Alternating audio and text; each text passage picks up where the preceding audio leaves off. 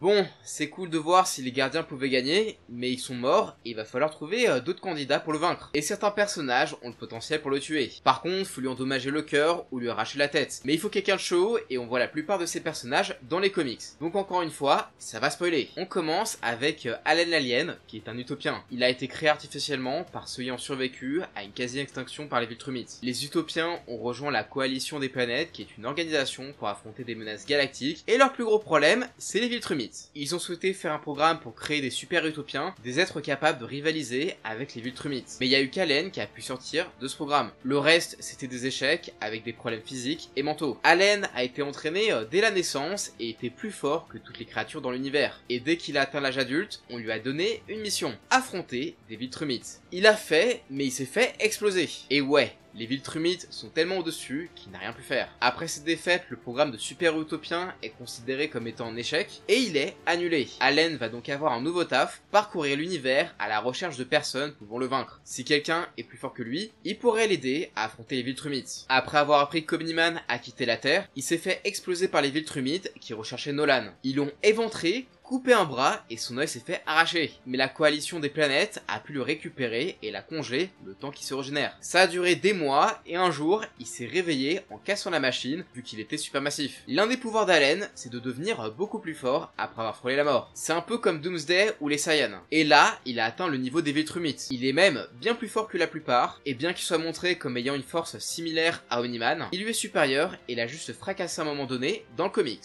On passe maintenant au nouveau gardien du globe et à vrai dire, la plupart ne feraient pas le poids contre le père d'Invincible. Il y a tellement une différence de puissance qu'Omni-Man les trouve pathétiques. Mais il y en a 3 qui pourraient le vaincre. On commence avec Rexplode. Lui, il est capable de charger des objets et les faire exploser. Il a déjà tué un invincible alternatif en faisant exploser son squelette. Et tous les invincibles alternatifs ont une force similaire à celui de base, qui à ce moment-là de l'histoire est plus ou moins équivalent à Omni-Man. Donc il pourrait le tuer, mais que s'il est proche, mais ça demande un grand sacrifice. Bon, forcément, avec l'explication que j'ai donnée, Invincible a aussi le potentiel d'être plus fort que son père. Alors ok, Mark, il s'est fait exploser par son daron, mais ça, c'est au début. Plus on avance dans l'histoire, plus il devient fort. À chaque fois qu'il s'entraîne ou qu'il fait un combat éprouvant, il devient de plus en plus fort. Et il surpassera même son père. Ensuite, Monster Girl a la possibilité de faire un bon combat contre Omni-Man, mais que dans certaines circonstances. Vous savez qu'elle a une malédiction, elle rajeunit à chaque fois qu'elle se transforme, mais en contrepartie, son autre forme devient plus puissante. Et on l'a vu de façon extrême dans un univers alternatif où c'est un bébé. Mais elle peut devenir absolument énorme. Et Conquest, l'un des Viltrumites les plus puissants et qui est à peu près au même niveau qu'Omni-Man, a dit que lui et les autres Viltrumites n'étaient pas sûrs de pouvoir contenir Monster Girl. Bon après, ça demandera pas mal de préparation et pas mal de sacrifices de la part d'Amanda. Et enfin, Robo a le potentiel de vaincre Omni-Man. Sa technologie va évoluer avec le temps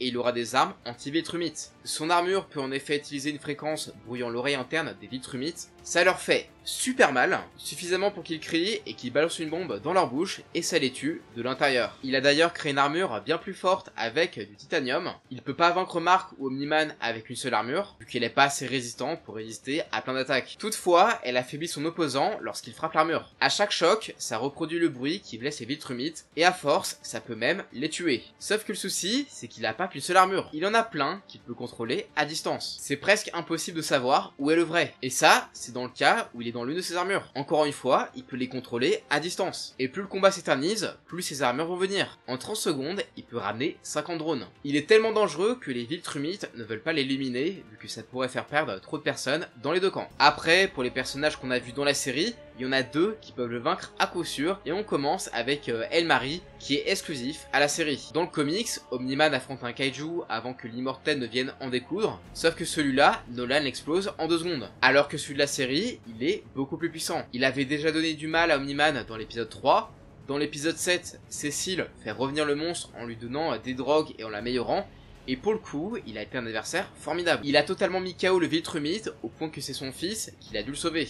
Et dans la série, on a un autre personnage qui est plus fort qu'Omni-Man. Je veux bien sûr parler de Battle Beast. Lui, il a défoncé les nouveaux gardiens du globe, il a atomisé Invincible. Alors que de base, il était présenté comme un random. Et en vrai, je trouve ça plutôt marrant. Il est bien supérieur par rapport à chaque héros terrien. Et en vrai, je vais faire une petite comparaison pour que vous vous rendiez compte de sa puissance. Quand Machine Head a engagé Battle Beast pour vaincre Invincible, c'était comme si, chez Marvel, le Kaïd demandait à Thanos de défoncer Spider-Man. Ouais, c'est un peu excessif. Si Mark et les gardiens sont encore en vie, c'est uniquement parce que Battle Beast s'ennuyait et les considérait comme des insectes. Et ils sont donc non dignes d'être achevés. Mais qu'est-ce qu'il vaut comparé à Omni-Man? Eh bien, il le surpasse. Battle Beast démonte des Viltrumites au petit-déj, et il fait presque jeu égal avec le Viltrumite le plus puissant. Il lui a vraiment donné le combat de sa vie pendant plusieurs jours. Oui, il a une endurance de malade, mais quand Srag a affronté Omni-Man, c'était pas un combat tellement c'était à sens unique. Ouais, pour l'instant, par rapport à la série, Battle Beast est le personnage le plus puissant d'Invincible.